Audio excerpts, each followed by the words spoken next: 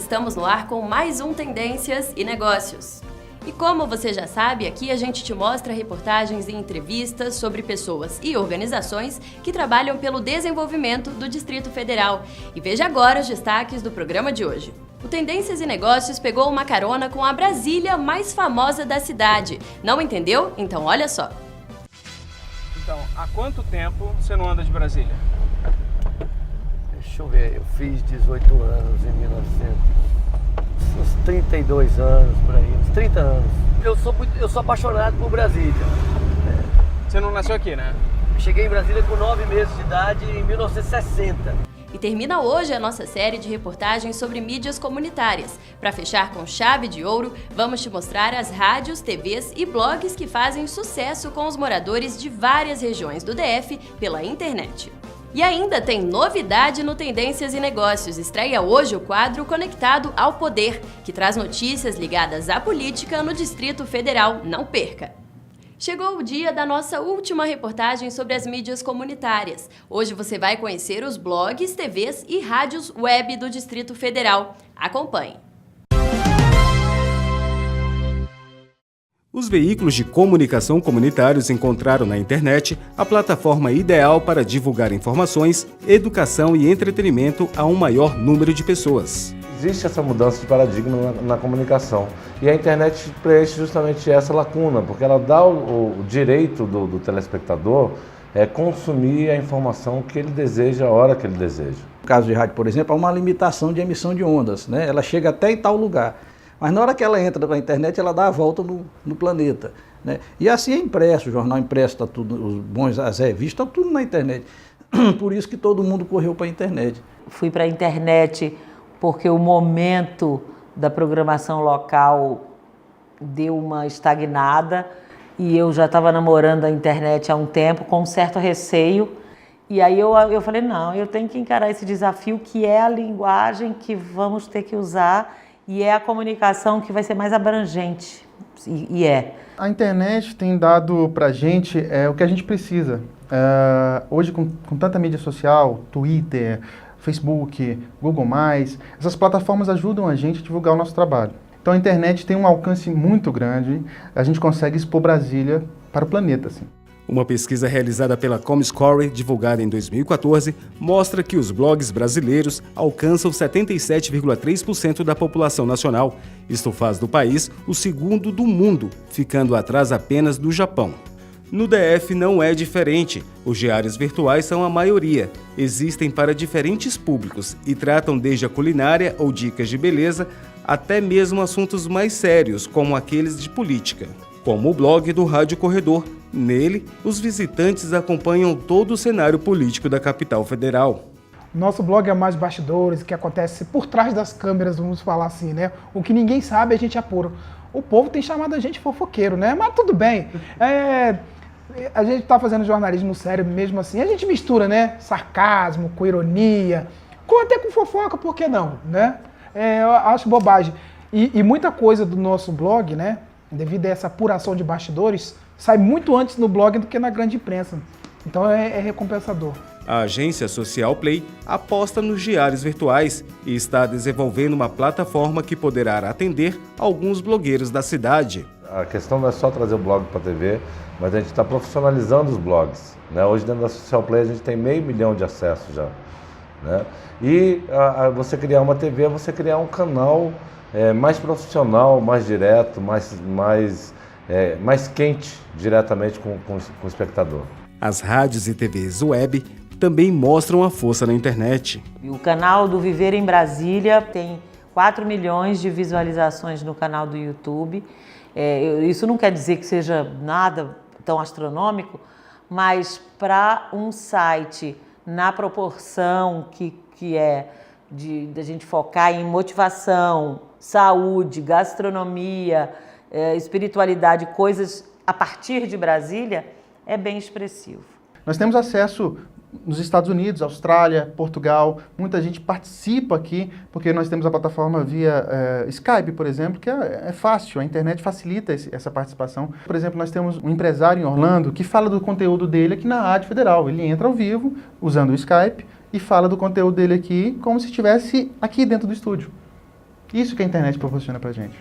Apesar do grande alcance, os meios de comunicação online têm dificuldades para continuar levando bons produtos aos internautas. Nós temos um comercial onde vendemos a Rádio Federal, baseado, claro, nas nossas estatísticas de audiência e tudo mais, mas as pessoas não confiam numa rádio web, elas não acreditam. Eu falo grandes comerciantes, grandes empresários, eles não acreditam que nós podemos alcançar o público-alvo deles. Hoje existe já verba publicitária, que os grandes veículos de comunicação, os tradicionais recebem, já existem para os blogs.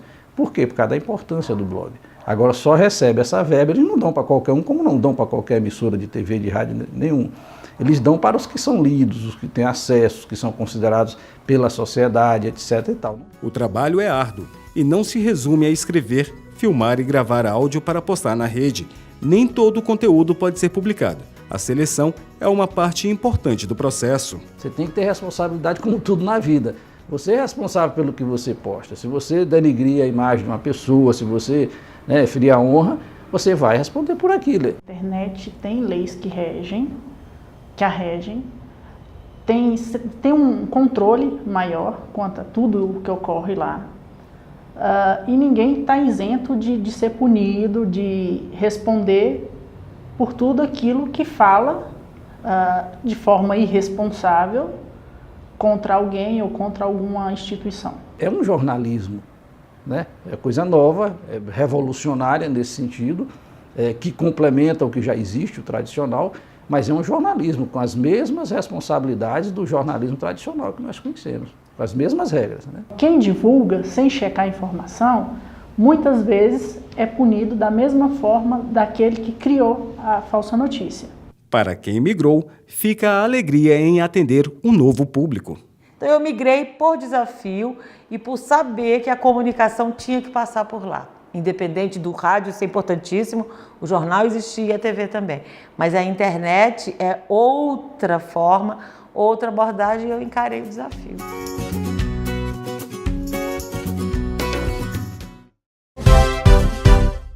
E o Conselho Regional de Corretores de Imóveis, o CRECIDF, promoveu um dia diferente para os corretores da cidade. Vários profissionais que atuam no setor imobiliário dedicaram um dia para doar sangue. Confira. Seja para quem quer curtir a folia ou apenas descansar, o Carnaval é um dos feriados mais esperados do ano. O movimento nas estradas aumenta e a violência no trânsito também. Dados da Polícia Rodoviária Federal mostram que, no ano passado, o número de acidentes nas estradas do DF cresceu 12% e 3 pessoas morreram na volta para casa. Vidas que podem ser salvas com um ato simples, a doação de sangue. E essa foi a atitude tomada por corretores de imóveis do Distrito Federal. Um mutirão de profissionais do ramo imobiliário foi até a Fundação Hemocentro de Brasília com uma única intenção: fazer o bem.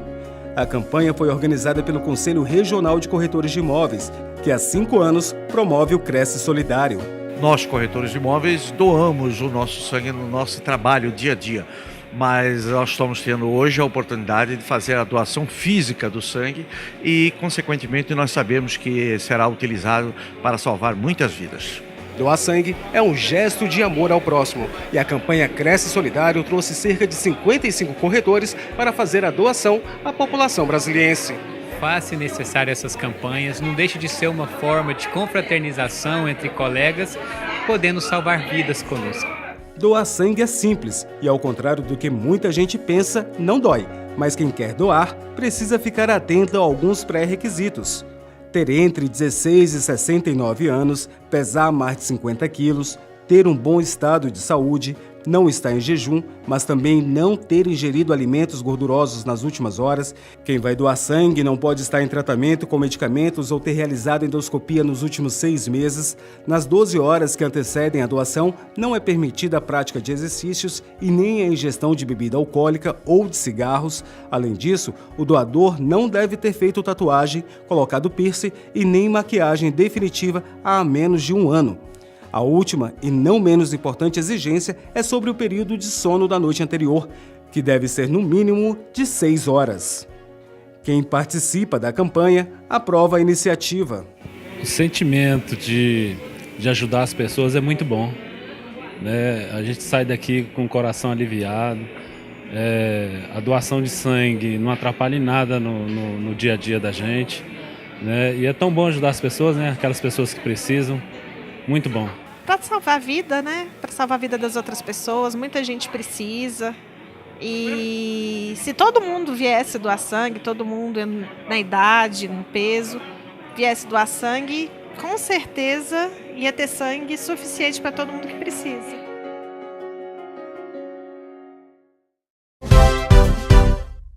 Muito importante, né, gente? Se você também quer fazer a sua parte, fique atento. A doação de sangue pode ser feita no Hemocentro, de segunda a sábado, das 7 da manhã às 6 da tarde. E se você tiver qualquer dúvida, entre no site www.fhb.df.gov.br. Vamos doar! E agora a gente vai falar de um dos meus assuntos preferidos, comida. Quem me conhece sabe, mas eu tenho certeza que essa palavra também te interessa. Novidade aqui no Brasil, os food trucks estão cada vez mais presentes em grandes centros como São Paulo, Belo Horizonte e Brasília. A gente fazia arroz carreteiro entre amigos. Aí no decorrer do tempo foi crescendo, a gente comprou a combinha, que é uma combinha que a gente começou a trabalhar.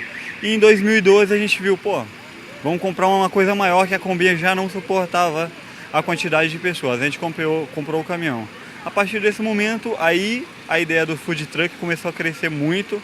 Aí a gente hoje está um sucesso. O food truck hoje, principalmente Brasília, São Paulo, Rio, são as capitais, está um sucesso, está muito bom o movimento de food truck. A comida de rua ganha cada vez mais adeptos e a tendência é que novos negócios surjam com mais variedade de alimentos para atender a todos os gostos. Mas a regulamentação desse tipo de negócio ainda tem causado muitas dúvidas. Os empresários que querem investir nesse ramo devem ficar atentos a algumas dicas. Ao estruturar um negócio food truck, você tem que se atentar para alguns aspectos. O primeiro dele é verificar na cidade a regulamentação dessa atividade. Será que é permitido funcionar esse tipo de empreendimento na cidade, nos locais onde você pretende montar? Porque no caso do Distrito Federal nós temos as administrações regionais. É interessante que o empreendedor vá até a administração e conheça também as exigências dos órgãos de fiscalização, o caso da GFIS, o caso da Vigilância Sanitária.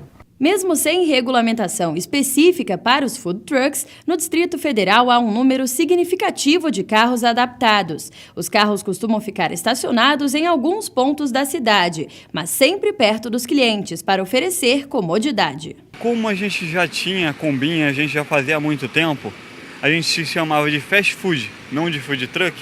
Então a aceitação do caminhão foi maravilhosa, porque a gente já tinha combinha, já tinha os nossos clientes. Aí a partir do momento que a gente teve o caminhão, a qualidade para os nossos clientes melhorou muito, entendeu? Porque tem toda uma estrutura, ele tem geladeira, caixa de água, ele tem toda a estrutura de uma cozinha mesmo industrial. Então assim, para a gente facilitou e para os clientes foi maravilhoso. Definir o cardápio é importante, afinal é ele que atrai os clientes e dá identidade ao negócio. Esse cardápio vai influenciar no terceiro ponto, que é a compra do veículo, para comercializar esse empreendimento. No momento da compra, você tem que procurar uma empresa habilitada que adapte esse empreendimento, o cardápio, ao tipo de veículo que você deseja utilizar. Essa adaptação, para você ter uma ideia, ela pode variar um investimento de 30 mil a 350 mil. E o último ponto que a gente dá a dica para o empresário, procura conhecer as franquias já existentes de food trucks. Porque aí se você não adotá-las, você vai conhecer o que está sendo feito, que tipo de empreendimento, que tipo de alimento, qual a gastronomia que está em alta. O food truck, ele tem esse diferencial, é um alimento, você pode sair do tradicional, que é o cachorro-quente, a pipoca do sorvete, e ir para um alimento mais diferenciado, até chegando até uma cozinha internacional. Para isso, é fundamental otimizar o tempo, que é o grande diferencial das comidas de rua. Então, prepare antecipadamente, deixe a equipe de cozinha separada da equipe de vendas, uma pessoa que vai estar lá na frente limpando as mesas e sendo prático nesse sentido, criar processos, produtos de fácil finalização.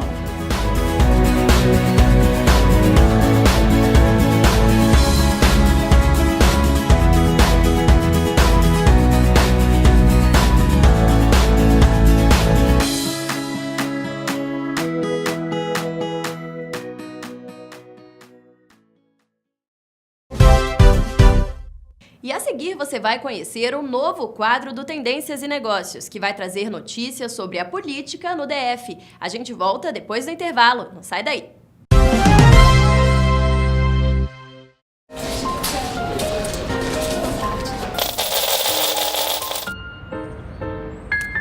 Vai aproveitar a vida? Vai! Deposite suas economias na poupança Sicoob e liberte seu porquinho para fazer tudo o que ele não pode quando está cheio de moedas. A poupança Sicoob tem a força da maior instituição financeira cooperativa do país. Poupe no Sicoob, seu porquinho ganha vida nova e seu dinheiro vida longa. Sicoob, associado a você. Você vai conhecer agora um novo quadro do Tendências e Negócios, que traz notícias sobre a política no DF. O cientista político Sandro Gianelli, que é apresentador do programa Conectado ao Poder da Rádio Federal, entrevistou pra gente durante o programa o líder do governo na Câmara Legislativa, o deputado Raimundo Ribeiro. Vamos assistir. E o deputado Raimundo Ribeiro é o nosso entrevistado de hoje. Eu queria fazer a seguinte pergunta para o deputado. Deputado, 3 projetos foram enviados pelo Executivo e aguarda a aprovação dos parlamentares da Câmara Legislativa. É a antecipação de receita orçamentária, que é o ARO, o Pacto por Brasília e o projeto que leiloa as dívidas. Quais serão os benefícios para a população após esses projetos serem aprovados? Sandro, eu acho que em primeiro lugar nós temos que explicar o que é isso. Esses 3 projetos, eles compõem, na verdade, uma situação só. Ou seja, a ARO, né, a chamada ARO, que é a antecipação das receitas orçamentárias, ela só pode existir se você oferecer as garantias necessárias para que o banco faça o empréstimo. Por quê? Porque o que é antecipação? Antecipação é um empréstimo que o Poder Executivo estará autorizado pela Câmara Legislativa a contrair junto aos bancos. O governador já cortou inúmeras despesas, só para você ter uma ideia, Sandro, até o ano passado o gabinete do governador Agnello, né, tinha 20 carros à disposição, quer dizer, já devolvemos 12. Tinha prédios alugados por preço 10 vezes maior, entendeu, que o valor de mercado, quer dizer, então tudo isso serviu de economia, entendeu, para que o GDF demonstrasse a sua intenção de realmente diminuir os gastos. Cortamos 60% dos chamados cargos comissionados, né? E a capacidade de arrecadação, nós estamos, por exemplo, extinguindo a postergação do IPVA. Por quê? Porque o que acontecia aqui no DF, né? Você comprava um carro novo, no primeiro ano você não pagava IPVA, mas no segundo e no terceiro ano você pagava o daquele ano e o anterior. Entendeu? Quer dizer, a quem interessa isso? E com essa medida nós vamos economizar 50 milhões. E para o setor produtivo, deputado, quais são os benefícios? Olha, o primeiro é que nós vamos tentar equilibrar as finanças públicas. E para o setor produtivo, e para a sociedade, e para o cidadão em geral, isso é extremamente importante, porque no momento em que você equilibra as finanças públicas, você passa a adquirir, né, uma capacidade de investimento na área de saúde, na área de educação e na área de segurança. Então, esse é o primeiro impacto, né? Evidentemente que ao manejar, entendeu, as alíquotas, por exemplo, de ICMS ou IPVA, essa coisa toda, a gente de alguma forma termina afetando. Só que a gente tem que entender que nós estamos vivendo uma situação atípica, ou seja, a esculhambação que o governo do PT fez nas contas públicas foi uma coisa de maluco. Então nós temos que equilibrar, não se trata de ser medida boa ou má, é uma medida necessária, você tem que fazer, porque se você não fizer, o Estado vai falir. Então, essas medidas, elas são extremamente necessárias. Vamos tentar, com essas medidas, reequilibrar, né, as finanças públicas e, a partir daí, eu acho que toda a sociedade ganha. Por quê? Porque a gente vai resgatar, né, a saúde financeira do Distrito Federal. Deixar o carro na oficina é sempre uma dor de cabeça, né? A situação pode ficar ainda pior para as mulheres. É que tem muito mecânico que acaba enganando quem não entende do assunto. Uma empresária aqui de Brasília cansou de ser enrolada e resolveu fazer disso um negócio. Abriu uma oficina especializada em atender o público feminino. Assista na reportagem. Você sabe quando vence sua carteira de motorista? 2015. Que mês? Mês 8. Você sabe qual que é o tipo de extintor certo para o seu carro? Não. Percebendo que a maioria das mulheres tem dificuldade de se planejar quando o assunto é carro, esta oficina resolveu ajudá-las. Conhecida pela clientela feminina, a oficina Meu Mecânico tem a equipe formada por várias mulheres, que além de botarem as mãos na graxa, cuidam para que as clientes estejam sempre ligadas a todos os cuidados que envolvem o carro. A gente costuma lembrar muito as mulheres exatamente por causa disso, porque ela não fica muito ligada no quesito carro, né? Nós temos muitas ocupações, filho, escola, casa, comida, roupa, marido. Nós temos um banco de dados muito rico com endereço de cliente, telefone, e-mail, data de validade da carteira de motorista. Para garantir que nada seja esquecido, a empresa fica atenta às novidades do ramo. Muito antes de realmente ter essa preocupação com o extintor que veio agora, né? A gente já vem anunciando, já teve cliente que já veio trocar e quando eles perceberam que não havia mais extintores no mercado, eles sentiram o quanto foi importante ter lembrado antes. Mas alcançar as clientes exigiu que a equipe também se atualizasse. Hoje, ela recorre a velhas e novas tecnologias para ninguém ficar de fora. Eu tenho um blog onde eu consigo conversar com os internautas, né, a respeito do carro. A gente manda o WhatsApp, quem não tem o WhatsApp a gente manda mensagem, manda por e-mail, liga. De alguma forma a gente vai encontrar você. E a clientela confessa. As mensagens ajudam a lembrar dos cuidados com o veículo. Faz, porque às vezes a gente esquece, né? Vai só rodando com o carro e aí eu lembro de trazer para trocar o óleo, fluido de freio, tudo. Inclusive, quando nós mandamos SMS para elas, lembrando, elas falam, nossa, se você não tivesse me lembrado, poderia acontecer alguma coisa no meu carro. Apesar dos alertas, alguns imprevistos podem surgir no meio do caminho. E por isso, é preciso ter sempre atenção. Hoje, qual que era o problema do seu carro? Tá com a luz de freio queimada e tem uma mangueira que estourou, eu acho que é do combustível. Você que identificou esse problema ou não? Você chegou aqui? Não, foi outra pessoa. E chegou a hora do nosso Café com Cooperação. Dessa vez, o presidente do Sicoob Executivo, Luiz Lesse, conversou com o empresário Francisco Costa. Ele trabalha com a indústria de produtos artesanais. É isso mesmo, vamos ver. Boa tarde, amigos do Tendência Negócios. Estamos hoje com mais um Café com Cooperação.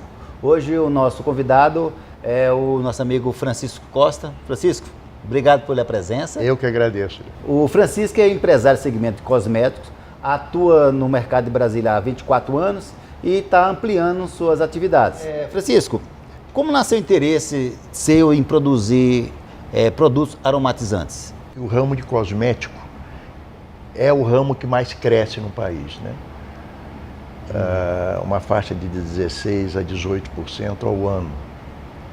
Então, visando exatamente isso, eu ingressei no mercado. Exatamente. A empresa de vocês, o nome é até interessante, né? Junta arte e aromas, né? Exato, arte então, e aromas. Como nasceu esse nome? Na realidade, esse nome nasceu de um outro nome que nós tínhamos, de Banhos e Aromas. Né? E agora ele passa a ser arte em aromas, né? Porque cuidar da pele, da nossa aparência, e do cheiro, né? Do ambiente, do aroma, né? Certo. Quais as principais características e diferenciais do produto de vocês? Um deles, podemos dizer que é o Industrianato. Exato, Explica para nós melhor, o que é isso? É uma indústria, né? Nós temos a Anvisa, Ministério da Saúde, CNPJ, pagamos os impostos devidos e tudo mais, mas o processo de fabricação é artesanal. Nós não temos máquina e com isso a qualidade ela fica mais aparente para a gente. O produto de vocês, por ter essas características e esses diferenciais manuais, ele torna-se muito mais caro do que os produtos industrializados? Essa é uma briga nossa diária, né, em procurar manter um preço acessível, né, e ter um ganho necessário para a sobrevivência. Né? Porque a ideia é realmente ter um preço melhor para que se gire mais rápido. É por isso que você está buscando, então, ampliar esses pontos de vendas através do processo de franquia. Exato, e acredito eu que nos próximos 2 ou 3 meses, no máximo, já vai estar aberto às pessoas que venham, né, a se interessar por ele, né? Bem mais Porque tem algumas franquias que tem um investimento inicial muito elevado. Alto. Né? Não. Não é o caso de vocês. Não. Poxa, o investimento nosso vai ser que cabe em qualquer bolso. Então, muito obrigado, Francisco, mais uma vez, Eu que agradeço. pela participação, tá? E eu desejo a todos vocês um bom domingo e convido para um próximo Café com Cooperação. Obrigado e até a próxima. E não é à toa que, além de ser a capital do Brasil, a nossa cidade também é conhecida como a capital do rock. Grandes nomes como Legião Urbana e Capital Inicial começaram a carreira aqui em Brasília. E para ajudar a manter essa fama, uma banda daqui resolveu criar um projeto para promover e agenciar outras bandas independentes aqui no DF. Para eles, o principal é mostrar que Brasília ainda tem músicos com potencial para serem reconhecidos nacionalmente. Confira! O cenário musical de Brasília é bem aquecido. Bandas e cantores que iniciaram as carreiras aqui hoje são reconhecidos mundialmente. Agora o santo que será bandido, destemido e temido no Distrito Federal. E fizesse para chover nos primeiros anos. Quando o segundo sol chegar, eu quero ver quando o zumbi chegar. Seu sorriso é o que eu preciso. Para estimular a formação de novas bandas na capital federal, a Secretaria de Cultura firmou convênio com um grupo de artistas locais do movimento Brasília Capital do Rock e da Rede Urbana de Ações Socioculturais. Assim, criaram a Agência Circula, incubadora distrital de apoio ao rock e à música independente do DF. Houve uma seleção de 35 bandas no início do projeto, que são bandas que já estão mais estruturadas, algumas bandas assim, até já em processo de profissionalização. A gente também trabalha com, a gente chama de bandas oportunidade, que são, na verdade, são oportunidades que a gente dá para outras bandas pontualmente, né? Então pode ser um show, pode ser a gravação de um single, são coisas pontuais que vão ajudar na carreira das bandas. No total a gente vai trabalhar com mais de 110 bandas, um número meio grande aí, mas porque na verdade é isso, Brasília DF tem muita banda e muita demanda, né? Então acaba que a gente não vai atingir nem metade, acho que, das bandas em atividade hoje em dia aqui no DF. A agência existe desde maio de 2014 e uma equipe auxilia as bandas em projetos importantes que vão desde o melhoramento visual dos sites e redes sociais até a gravação de músicas, clipes e realização de shows. Tem algumas coisas que a gente propõe para as bandas, projetos que a gente faz e propõe para as bandas, e também demandas que as bandas trazem. Então, uma banda vai gravar um disco e precisa de ajuda para contactar um produtor ou fechar um estúdio, aí a gente faz esse intermédio. Então a gente vai trabalhando sempre em parceria. Essa ideia de incubar é muito nessa ideia de ser uma parceria e não que a gente vá produzir as bandas pura e simplesmente, né? A ideia é que a Circula possa, ao criar essa relação conjunta com as bandas, elas possam caminhar sozinhas. A Scalene é uma banda de rock formada em 2009 por jovens músicos de Brasília. Desde 2014, participa do projeto Circula. Para o guitarrista Tomás Bertoni, a iniciativa pode divulgar bandas da cidade para todo mundo. Bandas iniciantes não sabem muitas vezes como fazer o primeiro photoshoot da banda. E que seja bandas mais experientes não necessariamente sabem como montar uma turnê e como começar a se exportar para fora de Brasília. Então a Circula entrou nesse papel e para cada banda funcionou de uma forma diferente, dependendo da demanda e da realidade que ela tem. Este ano, a Scalene deve se apresentar no Festival de Música Lollapalooza, que acontece em São Paulo. A banda também já tem agenda de shows nos Estados Unidos. Todo o trabalho realizado pela Circula é gratuito e o diretor da agência deixa uma dica aos novos músicos. E o que eu acho principalmente para quem está começando é a questão da dedicação. A dedicação tanto artística quanto empreendedora. Acho que hoje em dia, mais do que nunca, não adianta a pessoa achar que vai só ser músico, no sentido que ser músico é só chegar no estúdio, tocar, chegar no show e tocar. Existe uma necessidade de uma noção de empreendedorismo na carreira de músico, e isso é o que eu falo para as bandas quando elas estão começando. Se atente para o artístico e para o lado empreendedor. Eles têm que andar juntos. O que vai ser de nós, de você, sem ter alguém pra entender? E olha, no próximo bloco você vai conhecer a Brasília mais famosa da cidade. A nossa equipe conversou com um jornalista que tem feito sucesso no YouTube, rodando em uma Brasília amarela. E não perca o Almoce Conosco dessa semana com o presidente do Tribunal de Contas do DF, Renato Rainha. A gente volta logo. Se você quer saber de tudo o que acontece na capital do país, você não pode perder Tendências e Negócios, o seu canal Business. Fazer um curso de educação à distância traz muitas vantagens, né? Mas ao mesmo tempo pede muita dedicação. Estudar em casa permite que você faça seus horários e até economize com a gasolina. Mas é preciso muito foco e atenção redobrada. Vamos ver algumas dicas na reportagem de Gustavo Lúcio. O ensino à distância é a tendência que vem crescendo no mundo todo. Aqui no Brasil, não é diferente. O Ministério da Educação estima que até 2022, mais de 1 milhão de pessoas estejam matriculadas nesse tipo de ensino, o que representa 16% do total de matrículas no mercado. Com a expectativa, o crescimento médio da educação à distância será de 3,8% ao ano. É uma tendência, é maravilhoso e é um trabalho que eu acho que que rende bastante, sabe? E o que é mais gostoso que eu acho é assim, que os alunos eles aprendem a estudar só. Isso para mim assim é super gratificante. Você saber que hoje você estuda como aluno, aí você fala para ele, hoje a gente vai estudar isso. Agora amanhã eu quero que você me fale que você entendeu. Você vem tirar suas dúvidas em relação ao que você estudou comigo, tá? Então eles vêm, então eles já começam a ser mais críticos, eles se soltam mais. Então eu acho que deveria realmente, sabe, expandir para todas as escolas. Mesmo por trás da tela do computador, os alunos devem seguir com rigor todas as etapas do curso. Uma novidade é que as aulas seguem a tendência das redes virtuais. Os materiais são adaptados às necessidades dos estudantes. São textos pequenos, corridos, didáticos, de fácil entendimento, né? O conteúdo em si é dado de maneira bem didática, então é fácil trabalhar com esses alunos. E bem, também eu acho um pouco de experiência, né? Você trabalha bastante naquilo, então você já começa a pegar aquela dinâmica, né? E torna-se muito tranquilo, muito prazeroso e acho que a gente consegue desenvolver um bom trabalho com ele, sim. Porque a procura, né? Cada dia que passa, aumenta.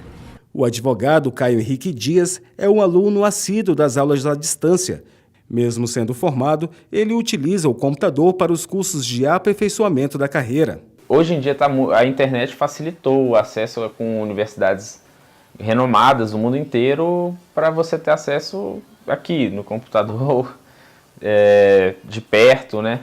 A gente não precisa hoje pegar um avião, viajar, sei lá, 8, 9, 10 horas para uma palestra, um curso, né? Que hoje a internet facilitou isso. De acordo com Caio, dar continuidade aos estudos é importante no desempenho profissional e escolher cursos ministrados em países estrangeiros pode ajudar na fluência em outros idiomas.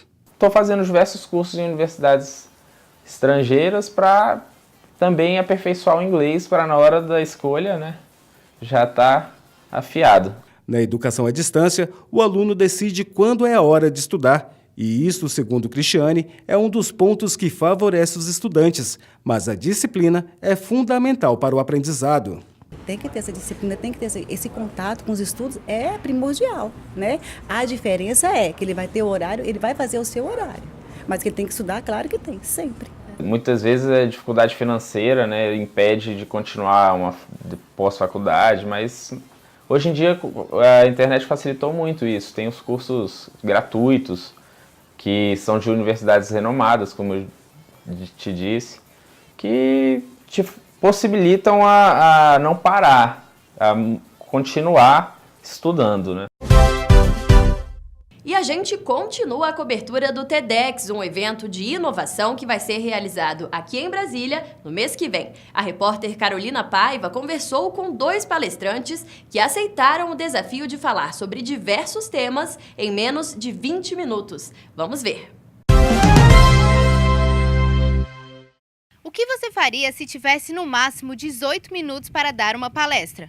Essa é a metodologia do TEDx. Os palestrantes têm um curto espaço de tempo para espalharem suas ideias. Lucas Aides aceitou o desafio e será um dos palestrantes do TEDx Universidade de Brasília. Lucas, como é que você está se preparando para o TEDx? É legal, na verdade eu já fiquei sabendo que ganhei 1 minuto, né? Eu achei que ia ser 17 e são 18.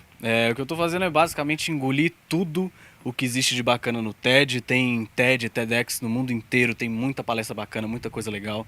Então estou tentando absorver como que essas pessoas conseguem sintetizar em 17, 18 minutos essas ideias gigantes. Quem também aceitou o desafio de palestrar no TEDx foi a Gina. Conta pra gente como é que você está se preparando para isso.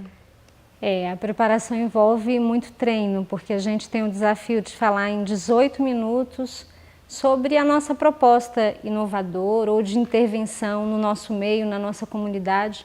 Então, a palavra de ordem para quem vai participar do TEDx é treino, treino e treino para aproveitar bem o tempo que é dado. Para aproveitar bem esse tempo e espalhar suas ideias, os palestrantes trabalham com ferramentas diferentes. Eu estou anotando um monte de coisa, tem um e-mail que está ficando gigante já de ideias, de insights que eu estou tentando pegar.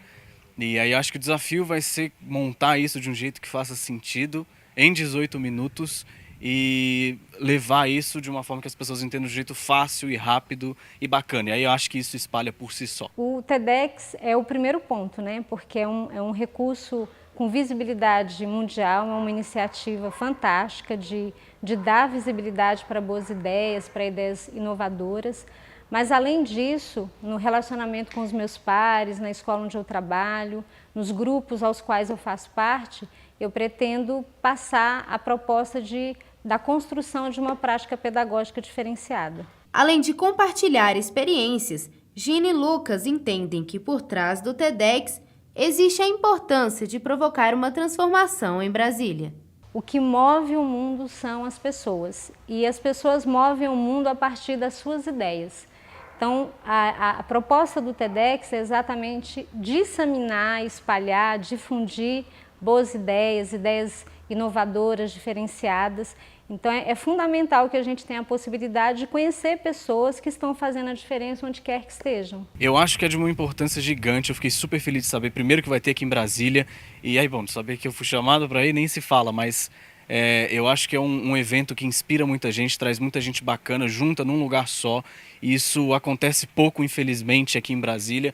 Então, acho que o TEDx vai ser um evento que, é uma oportunidade gigante de muita gente bacana se encontrar. Os palestrantes sabem que o compromisso de representar um TEDx na capital é grande. O primeiro sentimento que a gente tem é de muita responsabilidade, porque os TEDx que a gente acompanha nas redes sociais, que têm sido divulgados nas diferentes plataformas, eles mostram pessoas de muita expressão que participaram. Quando a gente entendeu que tinha assim, uma ideia ali, eu fiquei super animado, super feliz e estou dormindo com isso o dia inteiro, agoniado, querendo fazer logo. Assim. Com o tema Brasília, um lugar de possibilidades, Lucas e Gina também vão comprovar que a cidade é solo de grande desenvolvimento. Brasília é sim uma terra muito fértil, é uma terra que exporta muito talento em publicidade, que é a área que eu trabalho, então vejo isso bastante. E eu acho que tem um lugar muito bacana para desenvolver qualquer tipo de inovação, de criatividade. Acho que é uma terra muito fértil. Brasília para mim é um lugar de muitas possibilidades. Meus pais vieram para cá no período da construção da cidade, exatamente em busca de possibilidades. E eles conseguiram colocar as raízes deles aqui, nos educaram aqui. E a possibilidade maior que eu vi em Brasília foi em relação à educação. Eu frequentei escolas públicas de Brasília, essas escolas me transformaram a minha história de maneira tal que eu decidi que também queria ser professora para permitir a outras pessoas, aos meus alunos, essa experiência de transformação. A menos de um mês do evento, eles garantem que vão transformar Brasília. Eu vou falar um pouco sobre atrevimento, o que eu vou estar tentando falar ali na palestra. E eu acho que a minha história tem um pouco disso, assim, acho que não tem nada mais atrevido do que morar na Rússia, né, para um brasileiro. Então ficar 3 anos lá naquele inverno e tudo que aconteceu antes, eu morei em Madrid, em São Paulo, tomei algumas decisões na carreira que, para o momento, eram muito grandes ainda. Muitas decisões são tomadas assim e precisa de bastante atrevimento. Eu acredito que não há nada com maior poder de transformação do que a educação. E a minha ideia, né, que vai ser difundida através do TEDx, ela partiu da compreensão de que nós temos um modelo educacional que precisa ser repensado, revitalizado, a gente precisa construir um novo paradigma. Então, acredito que colocar essa proposta para que outras pessoas reflitam, pessoas que têm uma sensibilidade para o tema da educação, pode ser interessante. Há quanto tempo você não anda de Brasília? É com essa frase que o jornalista aqui da cidade ficou famoso. Ele criou um canal no YouTube e dentro de uma Brasília amarela já entrevistou gente famosa e gente polêmica. Dá só uma olhada.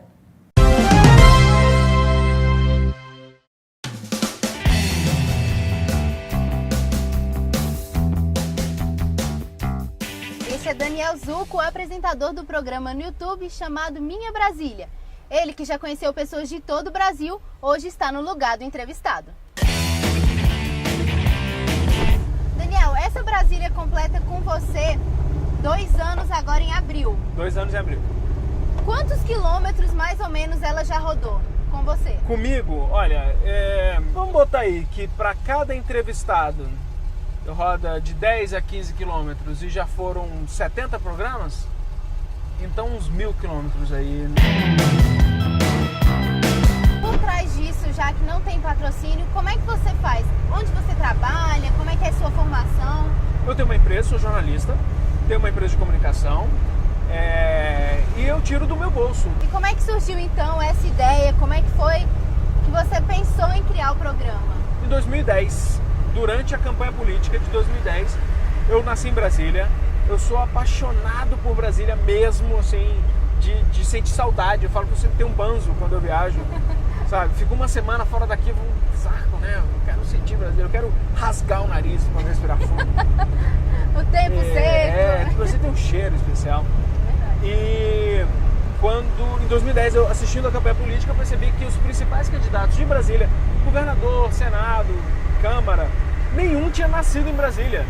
E era a minoria. Mesmo dos deputados, dos candidatos locais, a minoria tinha nascido em Brasília. E ainda tinha mais. Tinha muito candidato que usava como valor político ser de outra região. Vote em mim porque eu sou do Nordeste. Vote em mim porque eu sou do Sul. Não, eu quero votar em você porque você me entende. Você é de Brasília. Claro que Brasília é uma mistura de tudo isso. E aí eu falei, eu vou pensar em alguma coisa. Já trabalhava com TV. Vou pensar em algum produto que fale bem da minha cidade, que não seja chapa branca, que as pessoas se identifiquem, que seja alguma coisa que leve as pessoas pela cidade. Eu nem fazia ideia que ia ser num carro. Alguns anos depois, 1 ano depois, 2, vendo o álbum de família, eu vi uma foto minha com os meus irmãos sentados no teto de uma Brasília que meu pai tinha, quando a gente era criança. Foi então que eu me toquei e falei, pera lá, existe um carro clássico, raro, que tem o nome da cidade. Isso não acontece. Você não tem o carro São Paulo, você não tem o carro Florianópolis. Eu tenho um carro Brasília, então por que não usar uma Brasília para andar por Brasília, com gente de Brasília, falando de Brasília? Aí fechou. Eu acho que nada mais justificado do que isso. E aí, quando você começou, como é que foi a sua primeira entrevista? Você lembra? O que você sentiu? Lembro. A gente, na época, a gente pensou em várias pessoas para ser o primeiro, para ser o programa de estreia. E a gente lá mais de mês, cara, tentando entrevistar alguém e ninguém topava. Porque, vai entrar num carro, porque entra sozinho, não entra ninguém, não entra segurança, não entra assessor, não entra ninguém, João. Vai entrar sozinho num carro velho com um maluco desconhecido pra andar pela cidade. Um programa que ainda nem existe. Que não existe? Como assim, cara? De repente é um fã. Né? Vai sequestrá-lo. E aí nessas, a gente, um amigo em comum me deu o telefone do Digão, do Raimundos. Eu já tinha encontrado o Digão algumas vezes, a gente tinha trocado uma ideia. não sobre o programa, sobre outras coisas. Eu liguei pro Digão, ele, porra, na hora, vamos, pô, eu fui fã de Raimundos, eu tive uma banda cover da Raimundos, então foi papo. Se você assistiu o programa, foi o segundo aí pro ar, foi o primeiro a ser gravado, mas foi o segundo aí pro ar, você vê que é papo de fã mesmo, ridículo, assim. Eu já tinha visto todos os programas do cara, já tinha todos os discos e tal. Com esse seu depoimento, dá pra ver que você é realmente apaixonado, né, por Brasília. Você se declara candango, né, exatamente por estar sempre querendo construir uma nova Brasília. E hoje, o que você faz realmente para estar construindo essa Brasília? Olha, acho que com o programa, não que eu acho que esse programa Minha Brasília, ele seja alguma solução de alguma coisa, nem que ele seja um ícone de nada. Realmente eu não acho isso. No entanto, eu acredito que ele contribui. Ele contribui para trazer à tona algumas histórias, algumas pessoas, algumas relações, algum sentimento de Brasília. Para o futuro, o que você imagina? O futuro do canal, para o seu futuro? Eu quero continuar com o canal o máximo independente. E lembre-se, independente não significa não ter dinheiro, não ter patrocínio. Eu quero um patrocínio, mas eu quero a independência que o canal teve. Foi isso que fez o canal crescer. Foi isso que fez as pessoas gostarem, porque a gente entrevistou de políticos a artistas sem nenhum medo de perguntar qualquer coisa, a gente perguntou de tudo. Daniel, chegamos, muito obrigada pela carona. E agora, para terminar assim, eu quero que você me diga, você acha que você realmente dirige bem? Não. Eu acho que eu sou standard, eu sou de médio para baixo, mas eu sou cuidadoso. Tá certo. Eu tô aqui pra assegurar que é mesmo. Obrigada, Daniel. Obrigado, valeu. Tchau.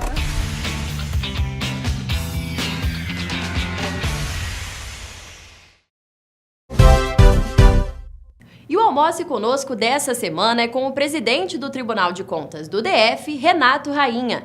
Ele, que tem a função de fiscalizar as contas públicas, vai falar um pouco sobre a herança do governo Agnello. Assista na entrevista do nosso diretor executivo, Alex Dias, com a presença especial de Toninho Pop. Estamos aqui mais uma vez no Latambuí, no Parque Shopping, para apresentar o quadro Almoce Conosco. Nosso convidado, quer dizer, já faz parte do programa do Tendência Negócio, Toninho Pop, e nosso convidado especial, presidente do Tribunal de Contas do Distrito Federal, Renato Rainha. Tudo bem, Renato? Tudo bem, Alex. Um prazer estar aqui com você e com o Toninho Pop.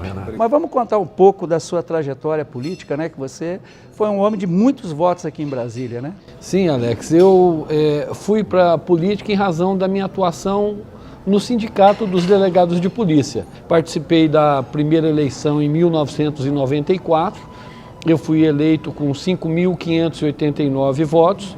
Mas tem que frisar o seguinte, 5.580 votos, para aquela época era uma coisa bem expressiva, né? De votos considerável. Porque hoje 5.000 votos pouca não dá coisa, para eleger, não elege. Mas agora que veio o bom, aqui em 98 foram mais de 30 mil votos. Mais de 30 mil, com a ajuda do Toninho Pop, verdade, que me ajudou da campanha do Rainha. E, Renato, os membros do Tribunal de Contas, na sua maioria, foram deputados, né? E quando entra para o Tribunal de Contas, dá uma sumida. E depois como é que é isso? Como é que retoma? Veja bem, por que o conselheiro, ao ir para o Tribunal de Contas, ele some um pouco da atividade social e completamente da atividade política? Primeiro, porque não podemos ter nenhuma atuação política partidária. Segundo, porque a quantidade de trabalho ela é muito grande e é um trabalho eminentemente técnico. Como é que o tribunal pode ser percebido pela população? Na medida em que ele faz um trabalho técnico de fiscalização das despesas com competência. Presidente, já que você falou de governador e tal, o governador Agnello entrou muito no cheque especial ou não está faltando dinheiro em Brasília? O que está acontecendo? Olha, Toninho, nós estamos ainda analisando no Tribunal de Contas toda a documentação do fechamento das contas com relação ao ano de 2014, o último ano do governo Agnello. Mas há indícios, sim, de que houve um gasto bem maior do que foi arrecadado. Quais são os indícios? Os servidores públicos não receberam o 13º e as férias, o que é um absurdo inaceitável que isso ocorra em Brasília. Nós temos vários fornecedores para o GDF, tanto de obras como de serviços, como de produtos, que foram até o tribunal e estão reclamando de dívidas dos meses de outubro, novembro, dezembro do ano passado. A todo os momento, artistas os também, artistas, empresas de construção civil, pessoas que vendem produtos para o GDF. Mas, presidente, o deputado Chico Vigilante, ele divulgou, né, em toda a mídia, que o GDF, o que foi apresentado como dívida, como não ter caixa, né, seria ilusório, que realmente o GDF... Tem um vídeo na internet, né, ele dizendo que tem dinheiro na conta do governo. E quem é que tem razão? É o governo ou é o deputado Chico Vigilante? Na realidade, o que o deputado Chico Vigilante apresentou foi uma demonstração contábil. Só que tem que olhar a coluna de débito também. E tem que olhar também que muitos recursos que o GDF tem hoje em conta são vinculados em fundo. E os recursos do fundo só podem ser gastos com o objetivo daquele fundo. Vou dar um exemplo. Temos quase 3 bilhões no fundo da Previdência. Mas esse dinheiro só pode ser pago para pagar aposentadorias e pensões. Então, quando se olha a questão contábil, não se pode olhar apenas o que consta como crédito. Você tem que olhar como débito, tem que olhar o dinheiro vinculado. Sim. Isso não podia ter sido ajustado na transição? A transição ela seria um instrumento muito bom para isso se realmente as informações para a equipe de transição tivessem sido prestadas a tempo e com toda a credibilidade, e também se a equipe tivesse preparada para pedir tudo aquilo que ela realmente necessitaria para poder fazer uma transição a contento. Me parece que os dois lados aí falharam um pouco. E nós só vamos ter condição de informar se há o déficit e qual o valor desse déficit depois que todos os documentos derem entrada no tribunal. Nós estamos aguardando que o governo encaminhe e a partir do momento que o governo encaminhar, eu tenho uma secretaria do tribunal exclusivamente para analisar isso com auditores dos mais qualificados para poder dar um veredito para a população definitivo do que aconteceu. Ok. Toninho, eu vou chamar um intervalo. E daqui a pouquinho estaremos de volta para falarmos sobre aí o governo Hollenberg. Combinado. Se você quer saber de tudo o que acontece na capital do país, você não pode perder Tendências e Negócios, o seu canal Business. Então, estamos de volta aqui, né, no quadro Almoço Conosco, lá Tambuí, no Parque Shopping, no Espaço Gourmet. Presidente, houve o cancelamento do Carnaval e da Fórmula Indy, né? A Corrida de Reis, ela foi possível, né? Por conta do esforço da Leila, que inclusive procurou vocês, né? Para poder pegar a orientação. O senhor acha que isso está certo? Veja bem, primeiro eu quero parabenizar a atitude da secretária Leila. Ela esteve lá no tribunal no primeiro momento, nós nos colocamos à disposição para tentar ajudar. Ela conseguiu captar recursos da iniciativa privada e um fundo de recursos federais, ou seja, realizou a prova sem qualquer uso de recursos públicos aqui do Distrito Federal. Então, assim, foi uma atitude, eu posso dar esse testemunho aqui, altamente competente e comprometida com a cidade. Com relação à Fórmula Indy, iniciou a Fórmula Indy com um processo totalmente errado. O governador Agnello, ainda em dezembro de 2014, encaminhou uma licitação no valor de 252 milhões de reais para reformar o autódromo, não apenas para a Fórmula Indy, para fazer muitas obras no autódromo. E eu que suspendi essa licitação ainda em dezembro. Suspendi porque, além de não haver recurso financeiro, ou seja, eu gastar mais 252 milhões no autódromo, nós ainda encontramos 35 milhões de sobrepreço na licitação e várias ilegalidades graves. Foi gasto aproximadamente uns 18 milhões dentro do autódromo. E nós vamos fiscalizar que obra foi essa realizada e se ela está pela metade ou não, porque deixar a obra pela metade é a pior coisa que existe no mundo. A retomada é muito mais cara. A informação que a gente tem, pelo menos, é que o autódromo está inviável para se fazer alguma coisa, porque começou uma obra e não terminou. Né? E, presidente, voltando um pouco, né, à questão da crise, das dívidas, né, o caminho encontrado pelo atual governador, pelo Rodrigo, você acha que está correto? Então, a nossa preocupação é com servidores aí nesse momento que estão com seus salários, pelo menos quem recebe acima de 9 mil, com a possibilidade real de parcelamento. Isso vai acontecer durante algum tempo. O que a gente até já fez como sugestão ao governo, e o governo também já estava analisando essa questão, é do adiantamento da receita orçamentária, que poderia trazer para o cofre do GDF algo em torno de 840 milhões de reais, depois vender aqueles títulos da dívida ativa do GDF. Presidente, mas essa antecipação, como é que é a mecânica dessa antecipação? O governo pode pegar um empréstimo com base na receita orçamentária que ele vai ter até o mês de dezembro. 7% dessa receita pode ser objeto de um empréstimo e o governo receber esse dinheiro. Isso dá em torno de 840 milhões de reais, mais ou menos, Toninho. Só que ele tem que pagar isso até dezembro. E aí como é que ele pagaria isso? Exatamente com esses títulos da dívida ativa e injetando esse dinheiro no mercado, na sociedade, certamente vai vir mais recursos, a arrecadação vai aumentar. E o Tribunal de Contas da União parece que aprovou a antecipação do Fundo Constitucional? Na realidade, a leitura que faço daquela decisão que o TCU tomou, não foi que ele determinou que se repassasse, foi que ele orientou que se repassasse e disse à União que não havia nenhum empecilho legal para que a União repassasse esse adiantamento. E eu espero realmente que o governo federal tenha essa sensibilidade em prol da população de Brasília. Alex e presidente Renato Rainha, naquela câmera é Denzel Washington, é o nosso cameraman aqui, ou é nessa, hein? Que é a conexão aqui com a informação que você precisa saber. Eu tenho certeza que tem muitos fornecedores que estão neste momento nos assistindo e que querem saber o seguinte: existe algum mecanismo, alguma lei que proteja as pessoas que prestaram serviços ou que forneceram produtos para o GDF que vão realmente receber?